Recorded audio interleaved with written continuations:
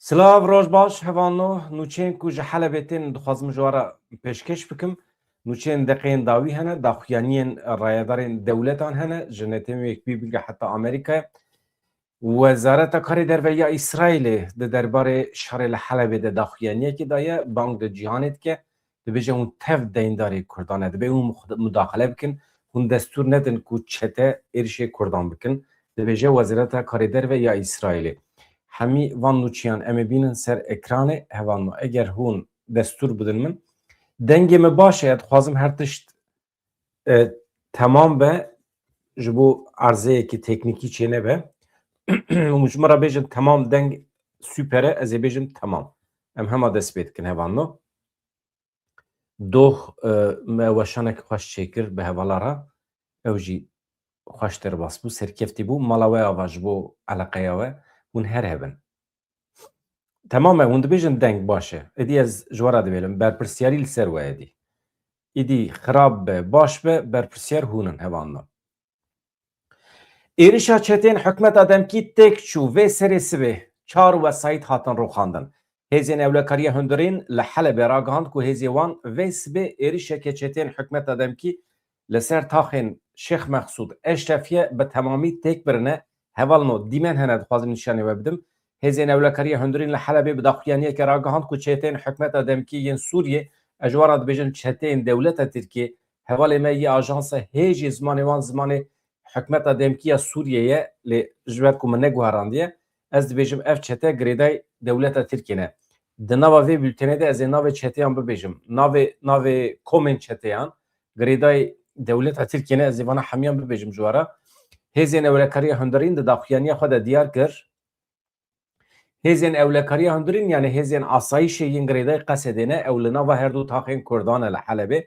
diyar kirin ku ev êriş rastî berxwedana gel û hêzên ewlekariya hundirîn ên taxan hatine vê serê sibê çeteyên girêdayê dewleta Tirkiye êrişê taxê Kurdan kirine hem jî bi wesayîtên zirxî li gorî daxuyaniyê de encamê de pevçûn derketiye êriş divan saetan de heta divan deqeyên dawî de min beriya 5 deqe agahî girt êriş bi temamî têk çûne çar wesayîtên çekên giran ên çeteyan hatin rûxandin gelek çete hatin kuştin birîndar direvin em dibînin ji hewa ve êriş kirine cara yekem ez dibînim li Helebê ji hewa ve wisa bombet tê barandin hêzên ewlekariya hundirîn ragihandin ku toparana çeteyan jî li ser taxên Şêx Mexsûd Eşrefiye û Benîzet dewam dike hevan ez hema dîmen bînim ser ekranê em wisa lê binêrin baştir e paşê ez ê cî bidim çend agahiyên nû hevanna hema hûn destûr bidin min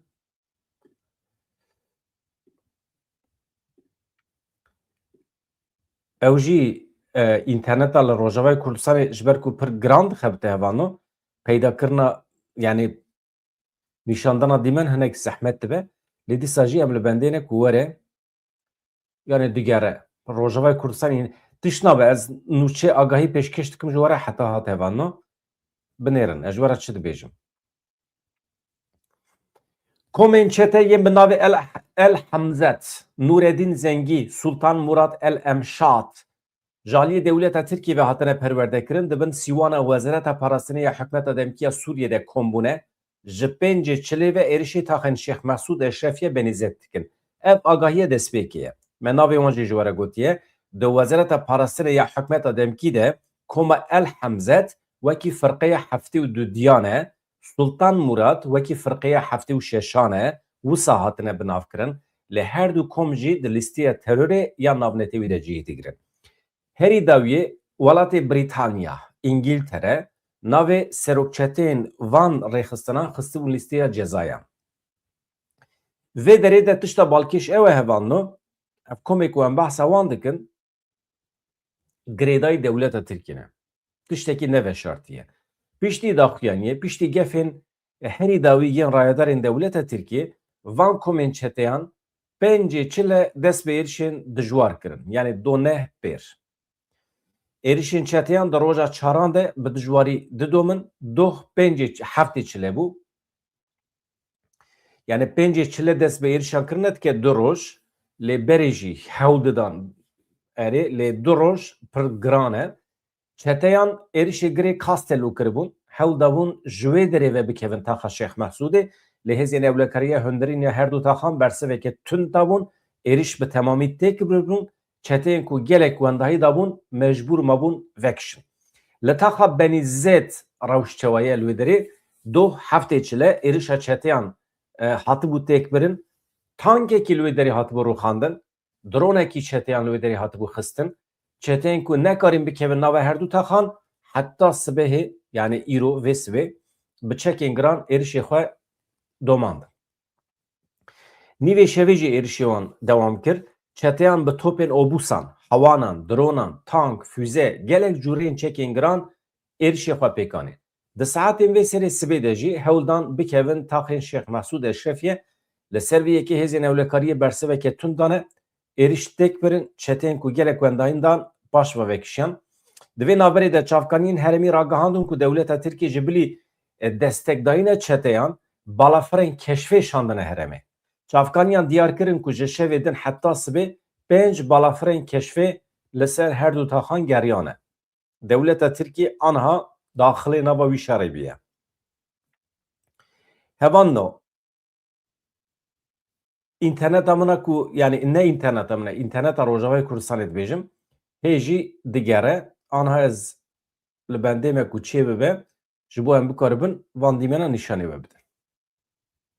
Tamam dîmen hatin ez hema dîmenan bînim ser ekranê hevanno bi destûra we ji hewa we çawa şervanên we çawa êriş dikin, çawa dirixînin, gotina rûxandin jî balkêş e.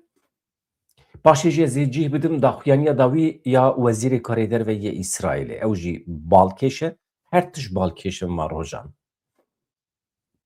Merex nekin hevanno ji bo Kurdan tiştekî ji cîha bilive kar e. Tiştekî me li ser hev destkeftekî me wisa ciddî anha ji ber ku xuya nake çi were kar e hevanno baş e. Em awisa lê temaşe bikin.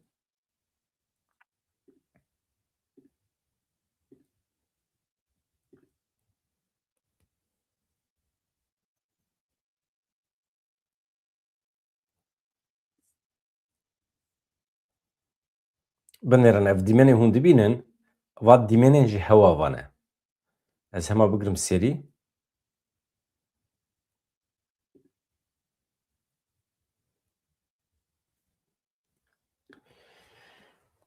Ev wesayetên çeteyan e berbêtaxên Kurdan ve tên ji hewa ve şervanên Kurdan çawa bombel wan dibarînin binêrin.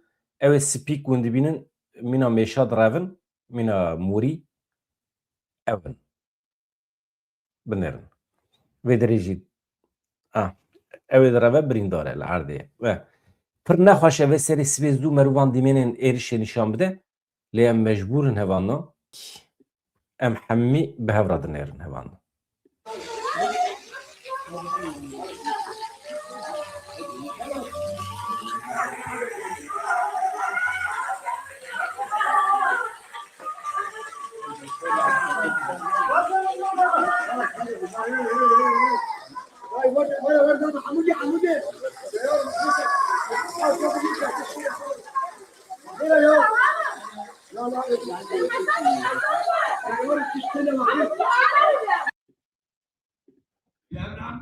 ev çete dogirkerin li medenî xistine ona herd medenî birîndorin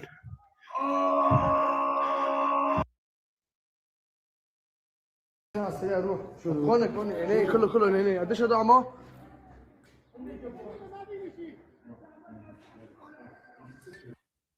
Ez hema agahiya bu ara parve bikim. Ji Wezareta Karêder ya İsraîlê agahî heye daxuyanî dane.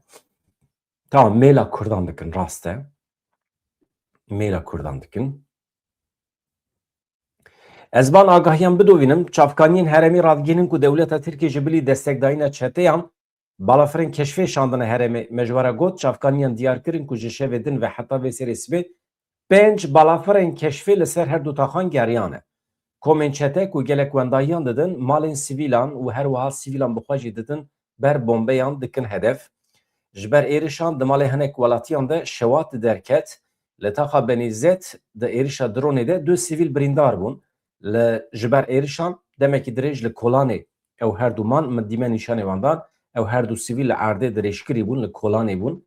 Ev welatiyan nekarîn biçin nexweşxanê jî.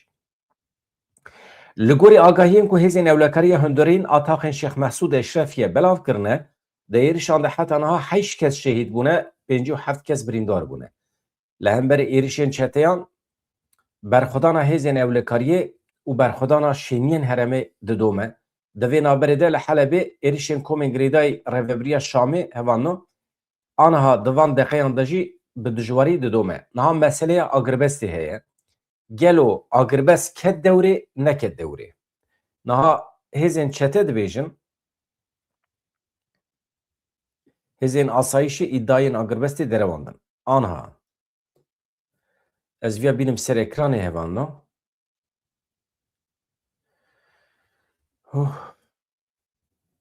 Ecêb rewş e tiştek ku em ti nav dane. Hêzên asayişê dibêjin tu agirbest tune ki îddia dike ku agirbest heye derewe. Tiştekî wisa tune ye.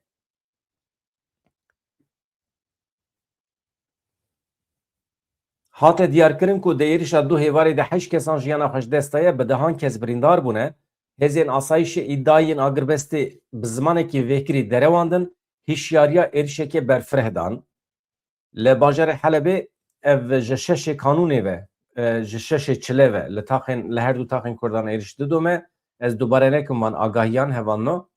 Navenda ragihanên asayişa Helebê êrişên komên çete wekî Emşad, Hemzat ên girdeyê hikûmeta Şamê wekî hovane pênasê dike. Ê rast e ev detay hatine parvêkirin. Li herêma Şiqefê ciyekî sivîlan bi 2 mûşekan hatiye lêdan li texa Rojava jî bazara gel bi dronan hatiye hedefkirtin. Ev dronên em behs dikin kamîkaze ne.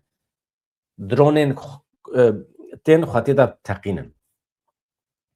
Hêzên asayişa ragihandin ku wan 4 êrişên li pey hev ên bi tank û wesayetên zirxî şikandine. Di destê şervanê Kurdan de îmkanên baş hene hevano, wan aliyê de merex nekin, me agahî girtin ji herêmê. Di daxuyanî de hate teqeskirin ku nûçeyên agirbestê yan jî nûçeyên di derbarê arambûnê de yani herem sakîn e hete asla tiştekî wisa tune ên li ser medya civakî têne parvêkirin ji rastiyê dûrin. Asayişê diyar kir ku ev nûçe ji bo veşartina sûçên komên girêdayî Şamê ne. Ji bo xapandina raya giştî ya beriya êrişekê mezin e. Xuya ye li ser her du taxên Kurdan li Helebê êrişekî pir mezin hatiye pîlan kirin. Ji niha ve dibêjin rewş aram e, agirbest heye, ji bo ku rehabet çê bibe, Kurd ranebin ser xwe. Kurd li Ewropayê, li Bakurê Kurdistanê ranebin ser xwe, rehabetekî çê bibe, ji bo ew jî bikaribin xwe hazir bikin ji bo êrişekê nû. Em dizanin îro li hin deverên Tirkiye, Bakurê Kurdistanê millet wê meş û mîtîngekî pêk bîne.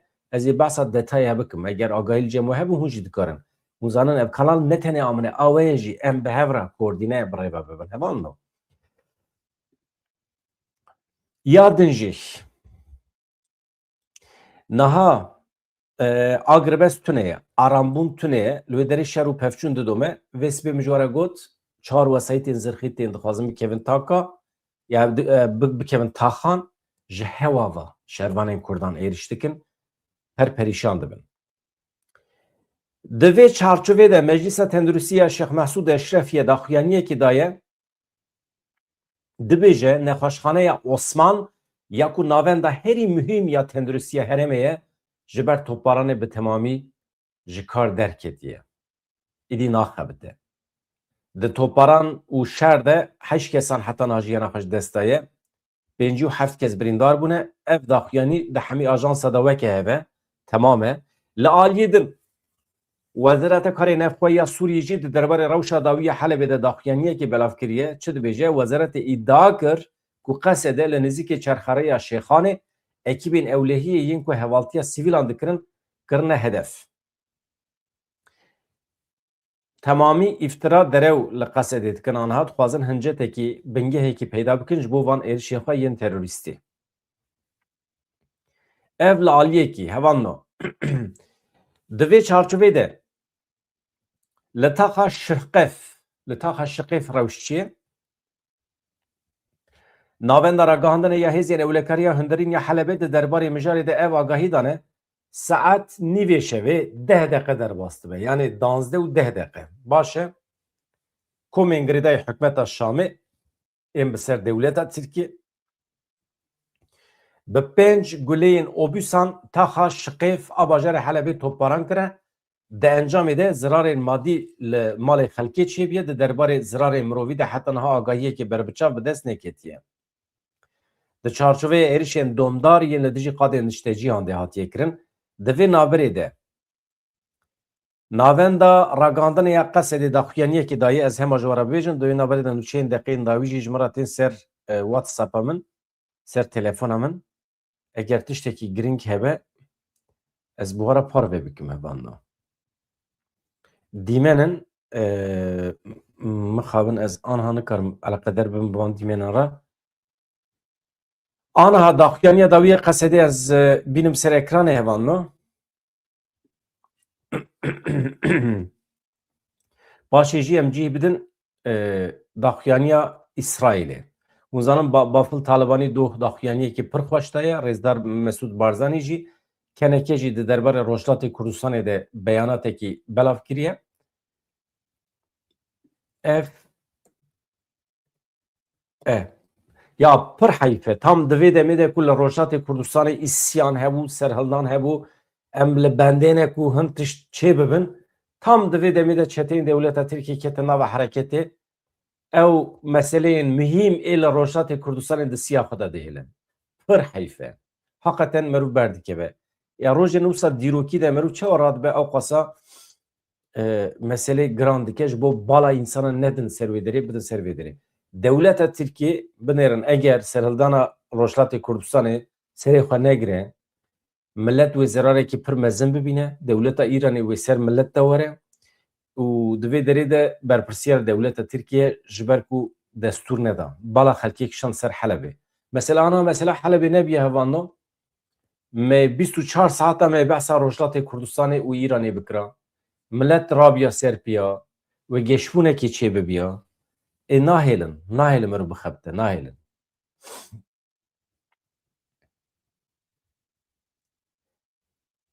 Di vê naberê de hevalno evê. Daxuyaniya Qesedê bi vî şekliye hêzên me vê êvarê êrişeke terorîstî ya şaneyeke girêdayê rexsina Daişê ya terorîst li dijî nuqteyeke leşkerî ya hêzên me ya li bajarokê Meraşî de gundewarê Dêra Zorê têk birine.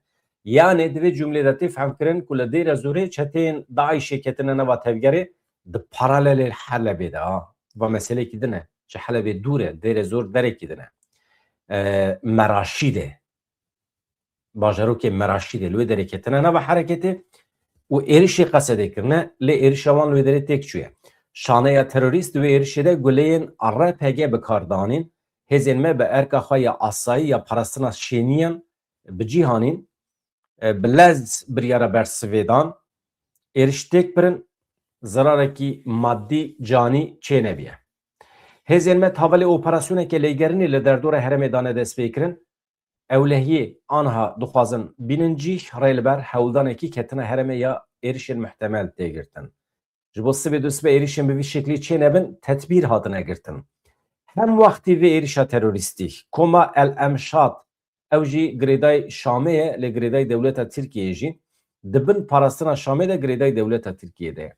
Ez vê hema ji we re bêjim weke parantez Ehmed Colanî hat dîtin nehat dîtin li ku derê em nizanin. Dibe ku li hemer wî darbeyekî hatibe kirin ev komên ku li Helebê şer dikin hevanno bi temamî bi talîmata dewleta Tirkiye di nava meselê dane. Hikûmeta demkiya Şamê anha bêkê re. Doh me ji we re ragihand Qesedê ultîmatom daye wan dibêje hûn xwedî li van çeteyan derdikevin derkevin. Hûn van êrişê li ser Kurdan didin seknandin bidin seknandin. Eger hûn nakin em ê bikevin rê emelê hatta Şamê werin. Wan jî gotiye di destê me de nine, di kontrola me de tiştekî tune ye. Hukmê me li wê derê derbas nabe. Bi temamî di kontrola dewleta Tirkiye de ne. İjar ev komî ku em behsa wan dikin, di lîstiya İngiltere, Fransa ya Amerîkayê de di nava rêxistinên terorîst de ne. Çeteyê wan ceza li ser wan heye. Lê dîsa jî koalîsyon ew tişta ku milletê Kurd hêvî dike nake. Koalîsyon bedenge. Tamam tatbîqateke eskerî doha tê kirin li Hesekê. Di navbera hêzên koalîsyonê bi serkêşiya Amerîkayê û Qesedê de tatbîqateke eskerî çêbû. Ev êdî jalî psikolojik ve baş e, jalî pratikî ve heta ku li Helebê encamekî bi dest nexe baweriya me pê tune ye. Hêzên koalîsyonê çi qas tatbîqatan çê dikin bila çêkin. Tatbîqat jî yani xwe fêrî tişta dikin diçin ya wexta tatbîqatê ne hûn di orta şer de ne.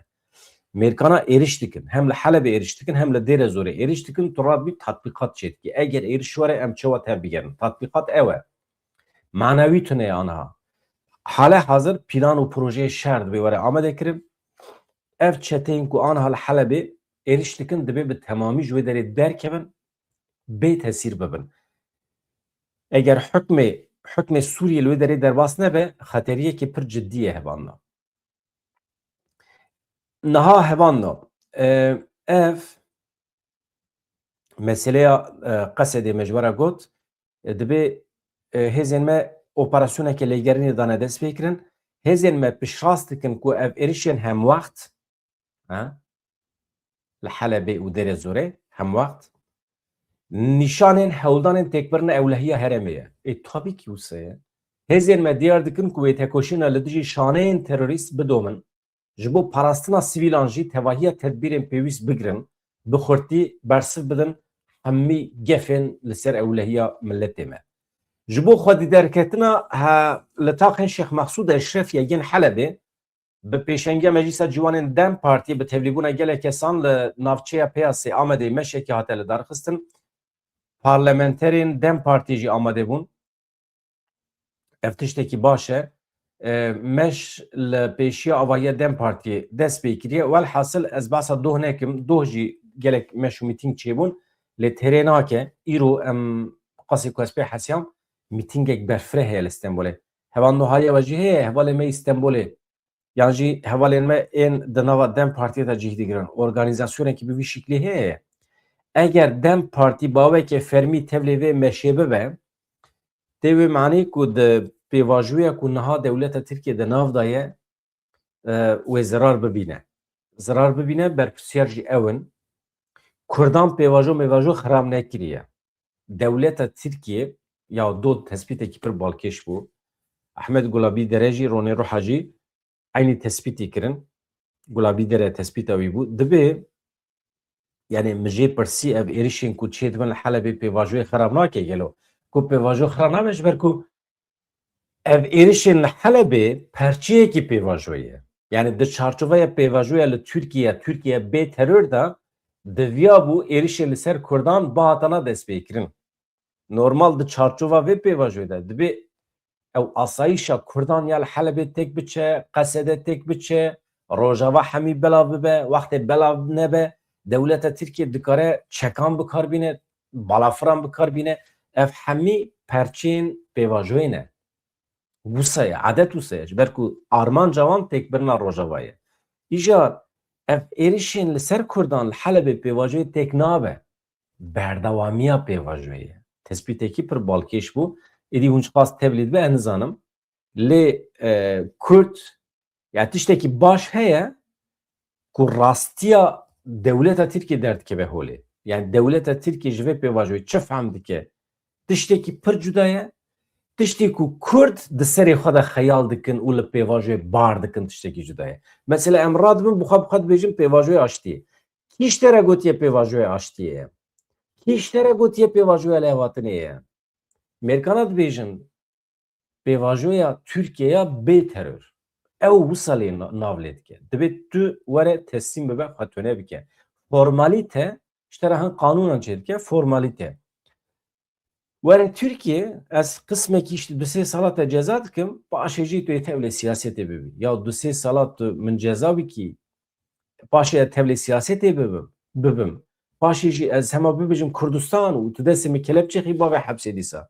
Ma bawerî bi dewleta Tirkiye heye, doh jî gotinekî balkêş kot vê derê. Peymanên di navbera dewleta Tirkiye û Kurdan de dişibin peymana di navbera gur û pez da.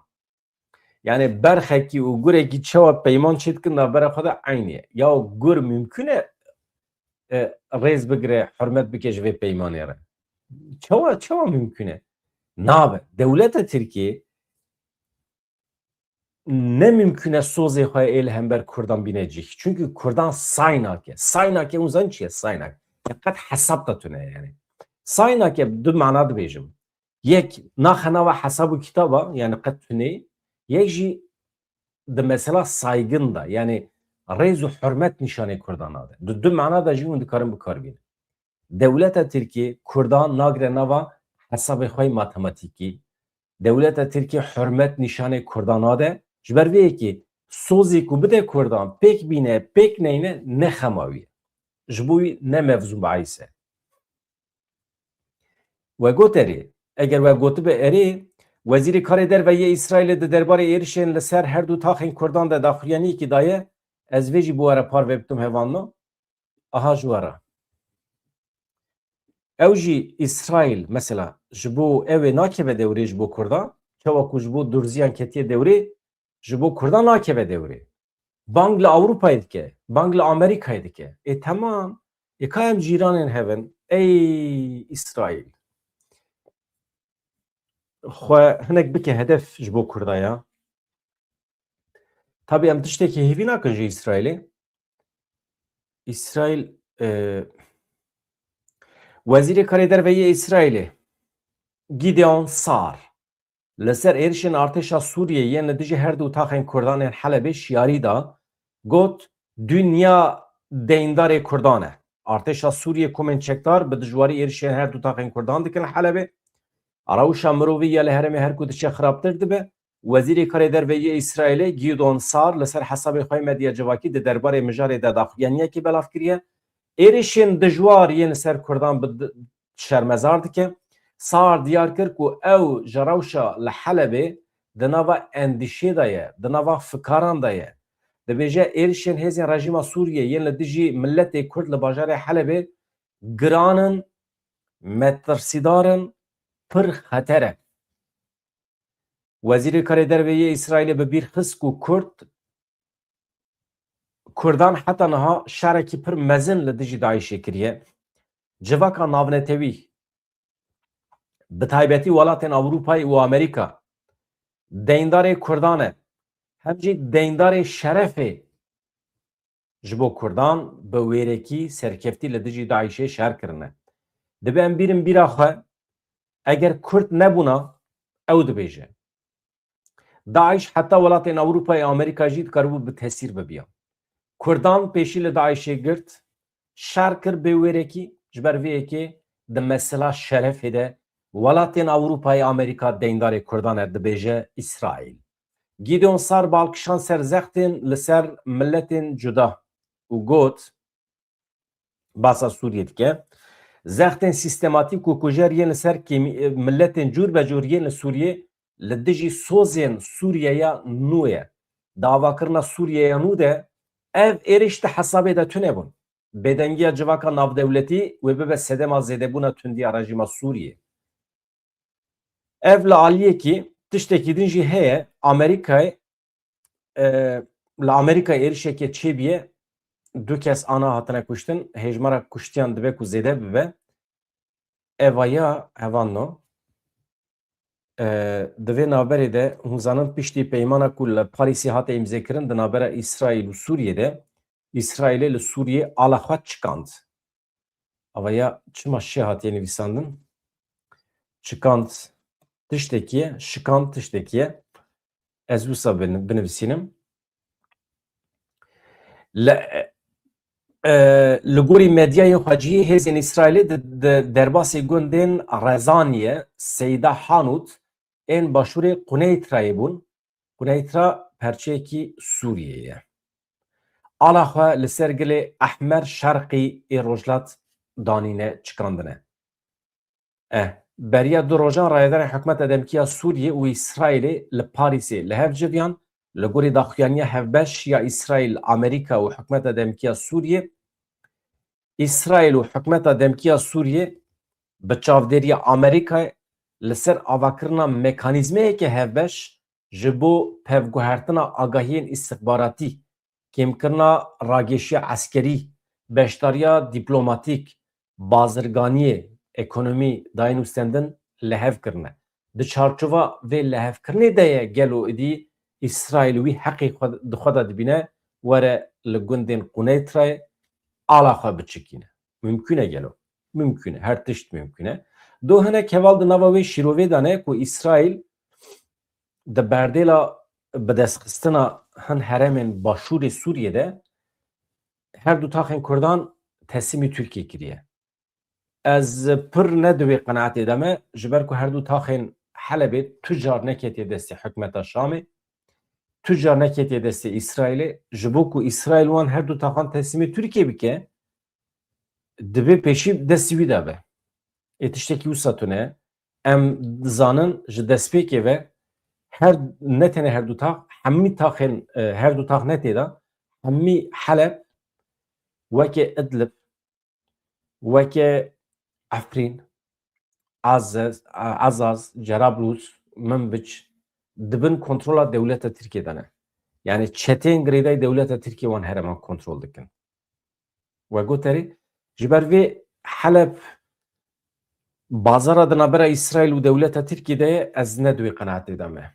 Yani tişta ez dikarim bibêjim tiştekî mantıqî me dikare mantıqî bibîne hikûmeta demkiya Şamê esîr hatiye girtin ji aliyê devleta Tirkiye ve. Colanî birin Tirkiye eger sax be esîr hatiye girtin eger mirî be ji xwe miriye. Na ew Esad Şeybanî kesekî li Tirkiye xwendiye Tirkî zane xwe wekî dostê Tirkiye nişan dide ew anha revebirê Sûriyê wisa xuya dike lê ez dibêjim devleta Tirkiye rehîn girtiye. Vaya operasyona dawiye ku ji destê devleta Tirkiye tê li hember İsrailê li hember Sûriye. Li ser Sûriye şerê İsrail û Tirkiye didome. Mesela doh mîvanê me Ehmed Gulabî dere çi got di civîna li Şamê de bibore di civîna li Parîsê de Hakan Fidan hatiye berderî sekiniye xwestiye tevlê civînê bibe İsrailê gotiye na tu nikarî werî tevlê civînê bibî û negirtine civînê. Hakan Fidan paş xwe kolaye çûye Enqerê başê jî piştî civînê Esad Şeybanî re rûbirû cuda hevdîtin pêkaniye. Xwestiye hîn bibe ka we serçe li hev kiriye. Ê tiştek ku İsrailê û Sûriye li hev kiriye merû nikare bibêje li hevkirin jî hevanna. Çima ji bo ku tu bikaribî li hev bikî divê du dewlet di asta hev de bin, di seviye hev de bin, bikaribin li hev bikin. Ez tiştekî didim te tu jî tiştekî didî min. Divê de em asta hev de bin. Îja vaya wisa li hevkirin xuya nake. Peyman xuya nake.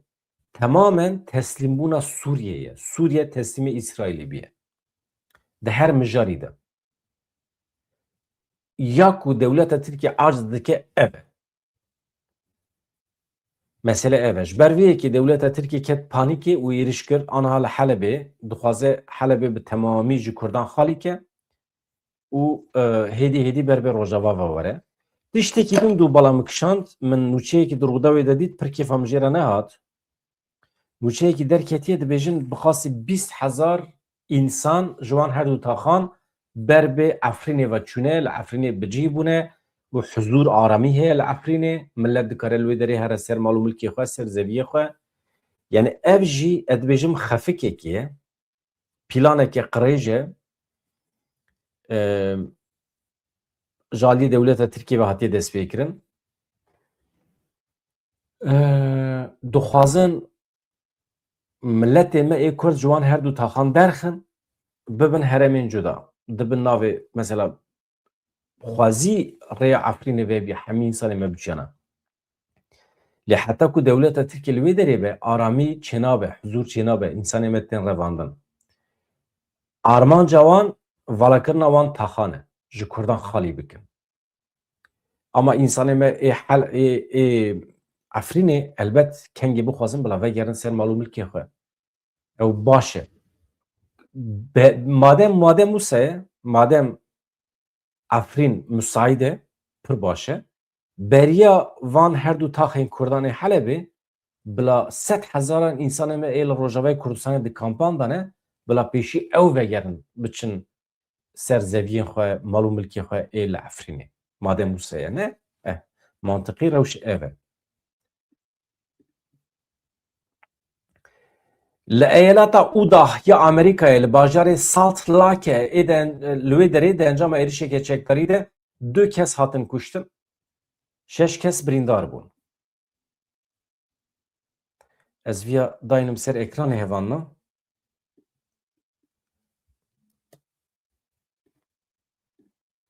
Tamam. Li bajarê Salt Lake'yê ew li ser eyaleta ku derê bû? Erê. Eyaleta Utah. Erê. Li dijî dêrekî êriş pêk hatiye, 2 kesan jiyana xwe ji dest daye, lê rewşa gelek birîndaran jî giran e. 6 kes birîndar bûne, ez zanim 3 kes giran birîndarin, ew jî li ber mirinê ne mixabin. Heta niha tu gomanbar, kesê ku merojiyê dikeve gomanê dikeve şüphê nehatine girtin. Em hêvî dikin ku tiştî wisa çê nebe. Hevanno bi destûra we ez vê derê biçim nûçeyên deqeya dawî binêrim eger tiştekî hebe ez bi were parve bikim.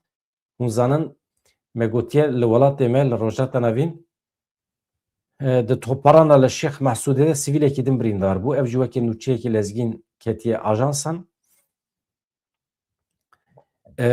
Çete ketin kemînê gelek wan dayî wan hene. Di vê naberî de li Rojatê Kurdistanê me gotibû em ji bîr nekin grevekê giştî hatiye ragandin. Ez hema vîya ji were pêşkeş bikim hevanna. Deqekî. Tiştên mühîm in ez vîya ji ser ekranê rakim. Hema ji were bêjim. Nûçegihanên Anhayê ê herêmê ragihandin ku komên çete vê serê spê saet derdora dehan ji aliyê çerxereya Şêxan ve bi tankekî 5 wesayîtên kûçekên doşka li ser wan bûn. Êrişê Şêx Mehsûdê şefiye kirine li ser vê yekê hêzên ewlekariyê ew xistin kemînê. Darbeyên giran li wan xistin. Di encama pevçûnan de wesayîtekî çeteyan ku doşka li ser bû bi temamî roxiya gelek kuştî birîndarên çeteyan çêbûne. Agahiyên zelal bi dest neketine. Lêbelê girê Castello êrişekî pêk hatiye hêzên ewlekariyê bersivekî tund dane êriş li wê derê têk çûye. Ev li aliyekî ew meseleya Rojdatê Kurdistanê bi destûra we hevanna. Ez hema nûçe ji were bixwînim. Li Rojdatê Kurdistanê greva giştî heye em ji bîr nekin. Îro li bajarê Sinê, İlam, Dîwander, Merîwan, Bokan, Ruwanser, Kîrmanşan, Mahabat, Bane, Kamyaran, Loristanê welatî ji bo nerazîbûna li dijî hêzên rejîma Îranê ji bo piştgiriya serhildana gelên Îranê greva giştî ragihandine, bazar ciyên giştî girtî mane. Yani millet dikanê xwe venake, memûr naçin kar, 28 kanûna sala borî yani beriya du hefteyan li seranserê Îran û Rojdatê Kurdistanê li dijî qeyrana aborî li dijî pirsgirêkên siyasî civakî xwepêşandanan dest pê kiribû. Roja danzdan de ev xwepêşan didomin tevî hemû zext û êrişên rejîma Îranê jî her ku diçe millet zêdetir derd dikeve kolanan. Li komanterên we binêrim, li peyamê we binêrim.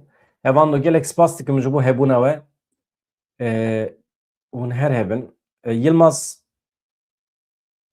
thank you. Ji bo alîkariyê te her hebî. Dem baş.